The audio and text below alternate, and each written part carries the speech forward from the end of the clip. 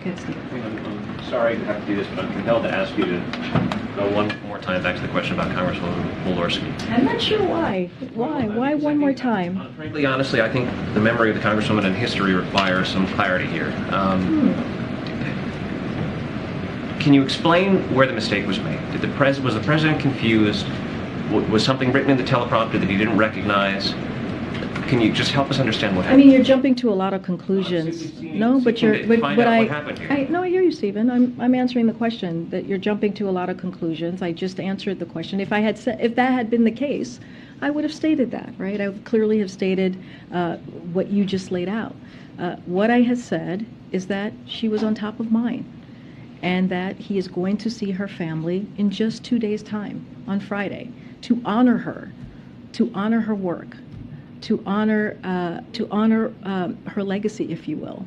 I've just mentioned this. It's going to be a renaming of a VA clinic in Indiana in her name, and you know, that is what he was thinking of. He was thinking about her as he was naming out and calling out the congressional champions on this issue, on this really critical issue that's going to help millions of Americans. And that is what the president was focused on. Would you be prepared to release the prepared remarks the president had in teleprompter, just so we can understand? I'm not understanding why that would be necessary. We always share the remarks that the president had, even delivered. That's probably going to be up on the website.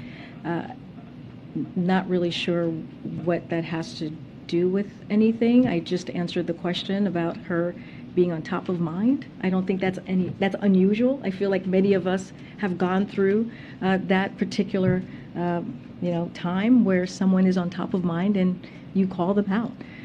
And you mentioned them, especially in this type of context. If you think about how he's going to see the family in 2 days, if you think about how when he sees them in 2 days, it's going to be for such an important moment, signing a piece of legislation that's going to rename a VA clinic in her state. That's important.